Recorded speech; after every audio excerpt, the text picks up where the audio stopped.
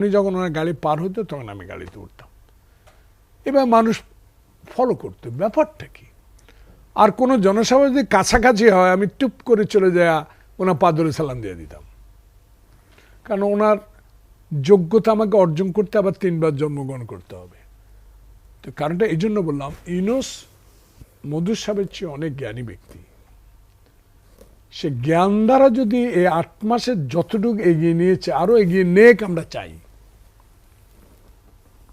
কিন্তু এগিয়ে নেওয়ার সময় যদি ওনার আশেপাশে যারা আছে তারা যদি প্রতিবন্ধকতা সৃষ্টি করে ওনাকে থামিয়ে দেয়, তাহলে বিদেশিরা ভাববে ইউনূস সাহেবও মনে হয় ক্ষমতায় থাকার জন্য আসছে।